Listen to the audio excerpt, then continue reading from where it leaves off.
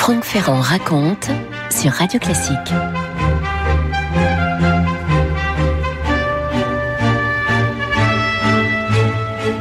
La mère de Romain Gary a été sans doute l'un des sujets de littérature les plus populaires de la seconde moitié du XXe siècle, et on doit ça à ce livre, ce maître livre, La promesse de l'aube, avec l'amour maternel, la vie vous fait à l'aube, une promesse qu'elle ne tient jamais, écrit l'auteur dans son ouvrage qui paraît en 1960. Et pourtant, la véritable enfance de Romain Gary est pleine de mystères en vérité. Lui-même, du reste, a beaucoup joué de ces mystères, s'inventant des origines mongoles, tatars, cosaques, faisant de sa mère une très grande comédienne et de son père un célèbre acteur russe. Oui, ça fait partie de la mythomanie habituelle du personnage. Pour saisir la véritable enfance de Romain Gary, il faut remonter au 8 mai 1914, à la naissance de ce petit garçon qu'on doit appeler Roman Kachev. On est à Vilnius, dans cette année 14, à la veille de la Grande Guerre donc. Roman naît dans une famille juive, ce qui à Vilnius à l'époque n'est pas neutre du tout. Il est le fils d'Arié Leib Kachev et de Mina Okshinska, qui se sont mariés 2 ans plus tôt, à Vilnius même. Quand je dis qu'ils se sont mariés, il s'agissait d'un remariage pour Mina, puisque elle avait divorcé quelques années plus tôt. La petite famille, vit chez les grands-parents paternels de Roman. On est bien sûr dans ce quartier juif de Vilnius. On est en plein dans l'Empire russe à l'époque, et les Juifs y subissent l'antisémitisme ordinaire. C'est la grande période des pogroms, vous savez. Toutes les personnes qui habitent le quartier juif sont priées de ne pas trop en sortir. Et c'est là que Roman va donc passer la première année de sa vie. Et quand la Russie entre en guerre, donc le 30 juillet 1914, son père est mobilisé dans les armées du tsar.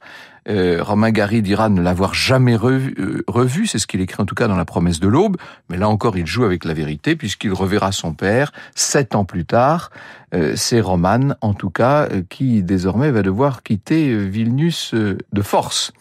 Dans un ouvrage qui s'appelle Romain Gary le caméléon, Myriam Anissimov nous dit: entre le printemps et septembre 1915, ainsi que des centaines de milliers de juifs des États baltes, Roman et sa mère furent accusés par les Russes battant en retraite devant l'armée allemande d'être des espions à la solde de l'ennemi.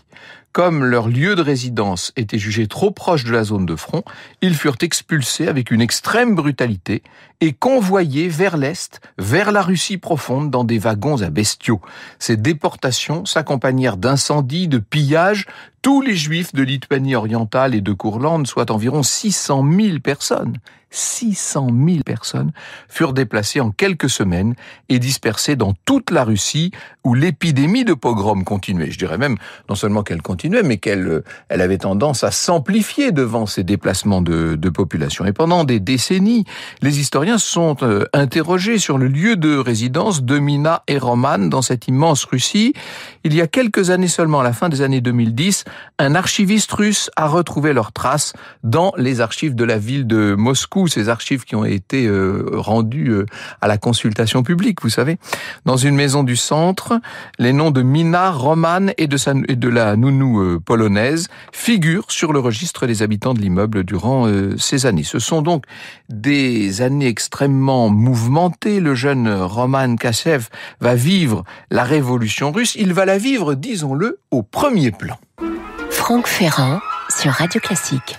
C'est un bel appartement du centre-ville moscovite qu'occupent les Kachev. C'est les révolutions russes de 17, celle de mars d'abord, et puis surtout celle d'octobre avec le coup d'État bolchevique. Tout ça vient bousculer le confort des Kachev, dont le logement est en train de devenir une sorte d'appartement communautaire qu'ils vont devoir partager avec plusieurs autres familles. Ça apparaîtra, ça, dans la promesse de l'aube.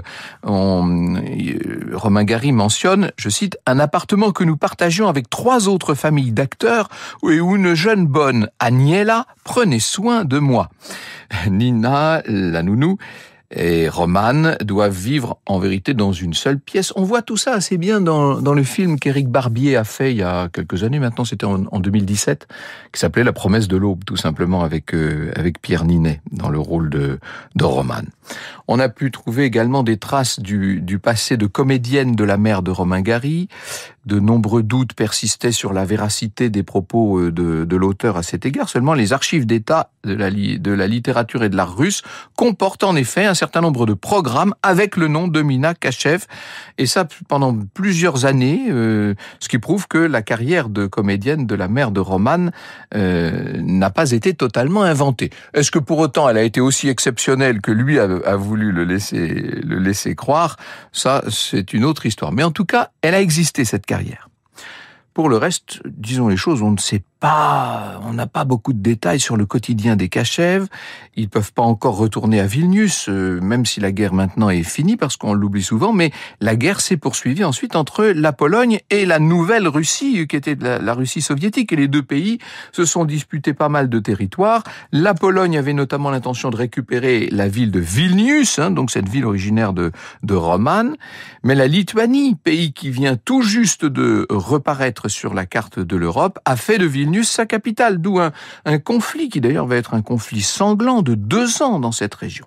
La paix est signée en mars 21, les déportés de guerre sont enfin autorisés à rentrer, et parmi eux, bien sûr, il faut compter Mina Kachev, Roman, et puis toujours la nounou, là.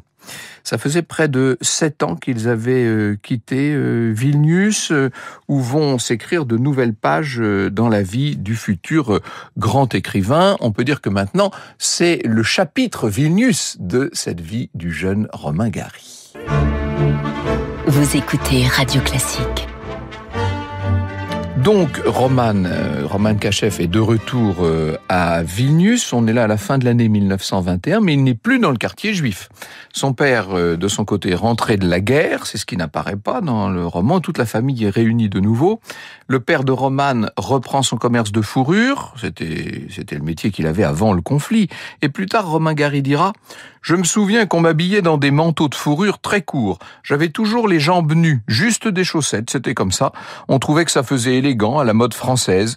Il y avait toujours des bouts de fourrure un peu partout. » Le petit Roman n'a que 8 ans lorsqu'il accomplit, semble-t-il, son premier travail d'écriture. Il s'agit de la traduction du russe au polonais du poème de Mireille Lermontov, Le rameau de Palestine. Sa mère, déjà, disons-le, le destine à une grande carrière. Est-ce que ce sera une carrière de diplomate ou d'écrivain, ou les deux?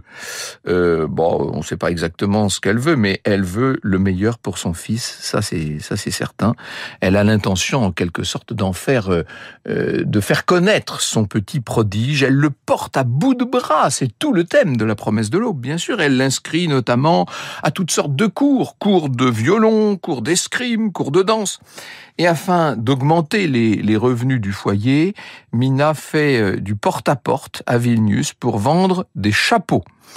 Pour autant, elle n'a jamais réussi à monter l'atelier de couture qui lui aurait permis d'imiter les chapeaux de Paul Poiret, parce que c'était la grande mode de Paul Poiret. Et plus tard, Romain Gary dira qu'elle avait monté cet atelier de couture. Ça n'est sûrement pas le cas.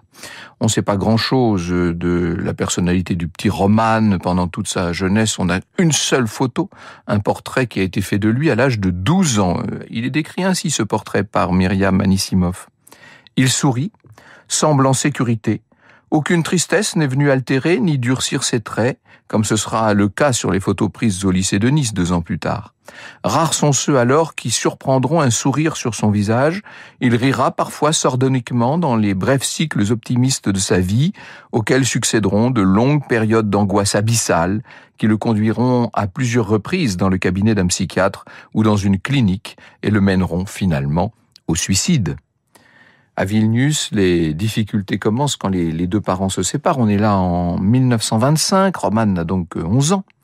Les problèmes financiers s'accumulent, c'est pas parce qu'on vend des chapeaux au porte-à-porte, vous voyez, c'est pas ce qui permet de vivre très décemment, et ça va supposer un nouveau départ. En 1926, Mina emmène son fils Roman à Varsovie. Elle a un frère qu'elle peut rejoindre là-bas.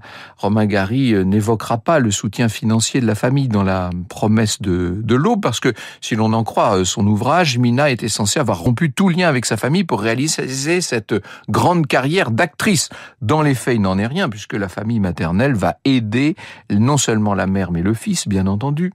Roman est scolarisé au collège polonais et en parallèle, il suit des cours particuliers en français parce que sa mère a déjà une idée derrière la tête. Elle n'a pas l'intention de moisir en Pologne. Pour elle et pour son fils, elle veut réaliser ce rêve. Elle veut aller vivre en France, au pays des droits de l'homme. Elle est sûre que là-bas, les Juifs peuvent vivre librement, sans crainte. Et puis surtout, c'est dans ce pays que son fils pourra réaliser sa grande carrière. Et elle a la tête pleine des grands exploits de tous les héros français, Mina Kachef. Je cite de nouveau Myriam Anisimov. Dans La promesse de l'Aube, Gary clôt le chapitre de Varsovie en racontant comment ses camarades de classe se moquaient de lui parce qu'il leur avait parlé de son prochain départ pour la France. Un jour, l'un d'entre eux vint le provoquer en lui disant que sa mère était une ancienne cocotte. Il ne pleura pas, ne répliqua pas à son agresseur et à son retour raconta l'incident à sa mère et celle-ci, au lieu de le plaindre, lui administra une volée de gifles afin qu'il luttât désormais pour leur dignité. Furieuse, elle lui expliqua qu'il valait mieux revenir en sang plutôt qu'humilié. Voilà le genre de leçon que Mina donne à son fils. Alors pendant ce temps-là, elle essaie de préparer le départ pour la France. Elle est souvent au consulat. Elle obtient des visas au mois d'août 1928. Et là, ni une ni deux, la voilà qui prend les billets de train. On traverse la Pologne, la Tchécoslovaquie et l'Autriche, le nord de l'Italie. Et le 23 août 1928, 23 août 28, Mina et Roman parviennent à la frontière franco-italienne. Ils se présentent à la douane et le commissaire spécial demande à Mina pourquoi, avec ce fils qui est maintenant à 14 ans, pourquoi elle vient vivre en France.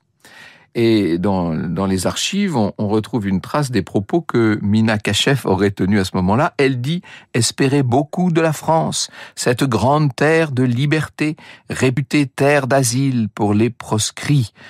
Elle n'entre pas dans les détails, notamment elle ne mentionne pas les pogroms et l'antisémitisme qui sévissent en Europe de l'Est, mais son raisonnement convainc, semble-t-il, les autorités, puisque le 23 août, Roman, qui maintenant est devenu Romain en bon français, avec sa mère, pose le pied à Menton. Mina rejoint son frère Eliash à Nice. Ça, c'est le début d'une nouvelle vie en France. À 14 ans, Romain Kachef va découvrir ce qui doit devenir son pays d'adoption. Franck Ferrand sur Radio Classique. Regardez-le, ce petit lycéen, il sort du lycée Masséna, où il a été scolarisé en 4e, et rentrant de l'école, il fait des détours fréquents par le marché aux fleurs, magnifique marché aux fleurs de Nice, bien sûr, pour aller acheter à sa mère un bouquet parfumé. Et Mina multiplie de son côté les emplois pour gagner de l'argent. Elle achète notamment de l'argenterie chez le brocanteur et fait le tour des palaces niçois en présentant sa marchandise comme venant de grandes familles de l'aristocratie russe. Elle dit qu'elle a fui la révolution d'octobre. Bon, on est tout à fait dans ce qui se fait à l'époque, dans ces années 1920 sur la côte d'Azur. Mais elle fera toutes sortes de métiers, pour tout vous dire. Romain et sa mère vivent maintenant dans un 2 pièces de l'avenue Shakespeare. Lui tente progressivement de gagner un petit peu d'autonomie face à cette mère dont vous aurez compris qu'elle est pour le moins envahissante, pour ne pas dire abusive. C'est elle qui pousse son fils à écrire constamment. Elle veut que décolle cette carrière d'écrivain qui tarde maintenant à poindre. Mais Romain Kachef aime aussi se divertir avec ses amis sur les galets de la plage niçoise. Je cite Jean-Marie Catonnet dans sa biographie de ce qui va devenir l'écrivain Romain Gary. Gary aime la mer, s'y baigner, y bronzer, s'isoler. Un rituel qui ponctue sa vie depuis leur arrivée sur la côte.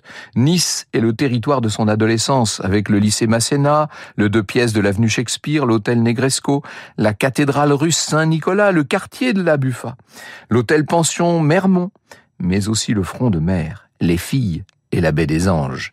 Ses premières émotions d'apatride y trouvent leur décor. Comme il le répète souvent, il fut naturalisé niçois avant de devenir français. C'est vrai que c'est un niçois, Romain Gary. Il le sera d'une certaine manière jusqu'à la fin, et dans ses nombreux ouvrages, Nice apparaîtra comme la ville où les personnages viennent se reposer. Ce qui témoigne de l'affection que Gary lui gardera à cette ville de Nice où il s'est fait pas mal d'amis. L'école laïque et républicaine permet à ce jeune homme issu de l'immigration d'échapper à sa condition de juif, à cette condition qu'il subissait à Vilnius, encore bien sûr à Varsovie, où les juifs étaient constamment agressés. Au lycée, Romain excelle dans une matière toute particulière, c'est le français, bien sûr. En 1929, il obtient le premier prix de récitation, mais de même en 1931, en 1932, premier prix de composition française, de quoi rendre sa mère fière. Il faut vous dire qu'elle est là derrière, qui pousse les feux, elle s'occupe de tout. Elle refuse que son fils ait quoi que ce soit à faire qui le détournerait de cette grande carrière qui, dans son esprit, et forcément, devrait s'achever à l'Académie française. Franck Ferrand sur Radio Classique. Voici ce qu'écrira Gary dans La promesse de l'aube. J'ai envie quand même de vous citer La promesse de l'aube. Notre situation financière s'aggrava à cette époque une fois de plus. La crise économique de 29 avait à présent ses répercussions sur la Côte d'Azur et nous connûmes de nouveau des jours difficiles. Ma mère transforma une chambre de notre appartement en chenil, prit en pension des chiens, des chats, des oiseaux, lut les lignes de la main, prit des pensionnaires, assuma la gérance d'un immeuble, agit comme intermédiaire dans une ou deux ventes de terrain. Je l'aidais de mon mieux, c'est-à-dire en essayant d'écrire un chef-d'œuvre immortel. J'adore cette phrase. Ça, c'est vraiment le genre de phrase dont Gary a le secret. Je l'aidais de mon mieux, c'est-à-dire en essayant d'écrire un chef-d'œuvre immortel. Parfois, je lui lisais quelques passages dont j'étais particulièrement fier, et elle ne manquait jamais de m'accorder toute l'admiration que j'attendais. Ça aussi, on l'a compris, on peut pas dire de Mina qu'elle ait jamais été avare de l'admiration qu'elle a prodiguée à ce fils, jusqu'à peut-être le détourner de ce qui aurait pu être sa véritable vie, jusqu'à en faire le personnage qu'il est devenu et dont il a été d'une certaine façon prisonnier. Cependant, un jour, dit-il, je me souviens, après avoir écouté un de mes poèmes, elle me dit avec une sorte de timidité: je crois que tu n'auras pas beaucoup de sens pratique dans la vie. Je ne sais pas du tout comment ça se fait. Non, nous non plus. Et en effet, écrit-il, au lycée, dans les sciences exactes, mes notes demeurèrent désastreuses jusqu'au bachot. À l'oral de chimie, en première partie du baccalauréat, l'examinateur, M. Passac, m'ayant demandé de lui parler du plâtre, tout ce que je trouvais à lui dire fut textuellement « Le plâtre sert à fabriquer les murs ». L'examinateur attendit patiemment. Puis, comme rien ne venait, il me demanda « C'est tout ?» Je lui jetai un regard hautain et, me tournant vers le public, je le pris à témoin. « Comment est-ce tout ? C'est déjà énorme, monsieur le professeur. Enlevez les murs et 99% de notre civilisation sont par terre. » En 1933, Romain Gary, malgré tout, va décrocher son bac à 19 ans. Il peut, j'allais dire enfin, on a très envie de dire enfin se séparer de sa mère et s'en aller étudier son droit à Aix-en-Provence.